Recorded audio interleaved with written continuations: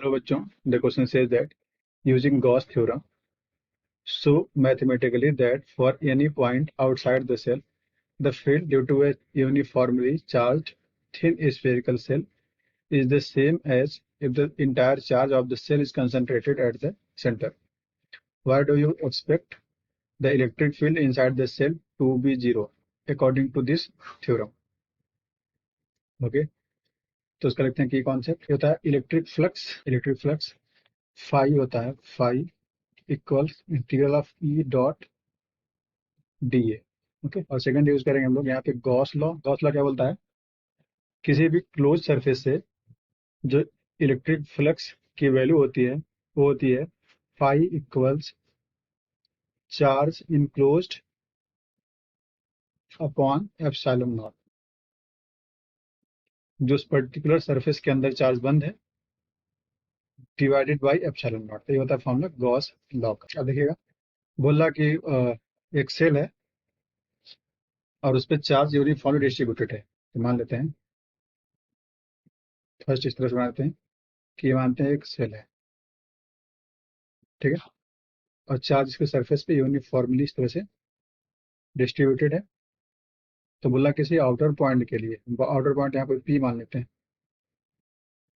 यहाँ पे outer point P मानते हैं। बोला यहाँ पे फ्लक्स जो होगा, अगर चार्ज पूरा अंदर यहाँ सेंटर पे हो तब भी दोनों का फ्लक्स सेम आएगा। तो एक एक करके निकाल लेते हैं। हम एक अपने पास से मानते हैं इस तरह से गॉसियन सरफेस, ये इमेजनरी सरफेस है, ठीक है। ये तरीका होता है निकालने का बाय यूजिंग गॉस लॉ। तो इस तरह से मानते हैं कि ये अपना गॉसियन सरफेस है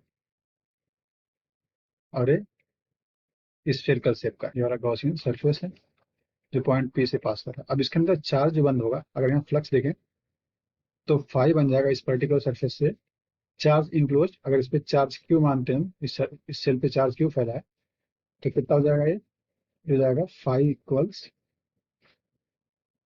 charge enclose Q upon epsilon naught. लेकिन हमें पता है मैथमेटिकली जो फ्लक्स होता है वो होता है ई डॉट डी ए का integral equals Q upon epsilon not. अब देखिए, हम मान लेते हैं इसके सेंटर से पॉइंट पी की डिस्टेंस कुछ स्मॉल आर है, ये वाला गैप स्मॉल आर मान लेते हैं। तो यहाँ पे डी ए क्या है, देखिए ई तो देखा हर जगह पे ई कांस्टेंट वैल्यू होगा क्योंकि सबका डिस्टेंस आर है, सब जगह आर ही रहेगा। तो इलेक्ट्रिक फील्ड कांस्टेंट होगा, बाहर कर देते हैं। यहाँ पे इंटीग्रल ऑफ डी ए आएगा। डी ए क्या है, इस गॉसियन सरफेस का टोटल एरिया, तो क्यू अपॉन एप्सिलॉन नॉट। तो इंटीग्रल ऑफ डी ए क्या आ जाएगा, ई इंटू इसका एरिया गॉसियन सरफेस का, तो आएगा 4 pi r square equals Q upon epsilon naught. तो ई आने वाला है 1/4 pi epsilon naught Q upon are square.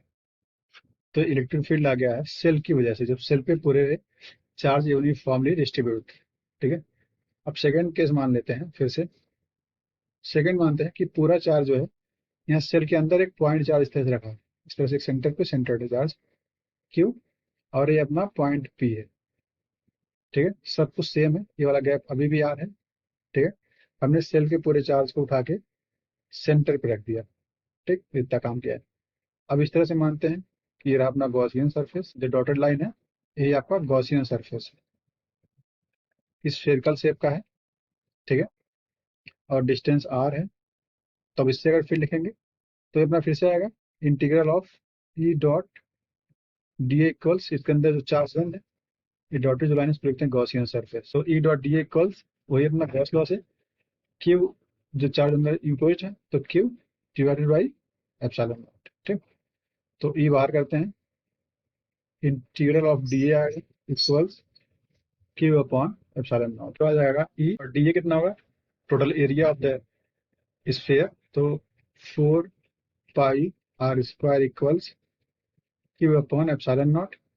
तो ई आ जाएगा 1/4 pi epsilon naught Q upon are square, ठीक है। देखिएगा दोनों ही केस में इलेक्ट्रिक फील्ड का फार्मूला सेम आ रहा है, ये सेकंड केस में है और यहाँ पे फर्स्ट केस का फार्मूला है, देखिए दोनों केस में सेम आ रहा है, ठीक है, तो 2 हो चुके हैं। तीसरा पूछा why do expect the electric field inside the cell to be zero according to this theorem. देखो ये क्या बोलता है, अगर थर्ड वाला करें इसमें, थर्ड क्या बोल रहा है कि सेल के अंदर इलेक्ट्रिक फील्ड हम जीरो क्यों होता है। तो एक सेल मानते हैं इस तरह से, ये सेल है, सेल के अंदर चार्ज कहाँ होगा, सेल के सरफेस पे, पूरा चार्ज सरफेस पे रहेगा, अंदर कोई भी चार्ज नहीं है क्योंकि सेल अंदर से हॉलो है, तो पूरा चार्ज इसके अंदर ऊपर सरफेस इस तरह से फैला है। ओके, अगर हम यहाँ पे एक माने गॉसियन सरफेस इसके अंदर कहीं पे, यहाँ पे हमें यहाँ पे लिखना है लिखूं, तो ये रहा अपना गॉसियन सरफेस, ये जो रेड डॉट है ये वाला गॉसियन सरफेस है। ठीक है, तो अगर पर्टिकुलर यहाँ से मान लेते हैं, सेंटर से डिस्टेंस आर मान लेते हैं। ठीक है, तो अगर यहाँ पे कहीं पे लिखें फ्लक्स, जो गॉसियन सरफेस है इससे फ्लक्स देते हैं फाइव, तो आएगा integral of E dot D A equals अंदर जो चार्ज बंद है अपॉन एप्सिलॉन नॉट। लेकिन अंदर चार्ज बंद कितना, देखिए पूरा चार्ज सरफेस पे है, तो अंदर चार्ज पूरा पूरा जीरो है, तो ये आ जाएगा जीरो, तो अपने आप ही ई क्या आ जाएगा, जीरो। ठीक है, पूरा चार्ज जो है यहाँ सरफेस पे है, जिसकी वजह से अंदर कोई फील्ड नहीं आएगा, सारा फील्ड बाहरी वाले इस रीजन में बनेगा। ओके, तो ये आपके आंसर्स हैं। Hope you understood it well. All the best.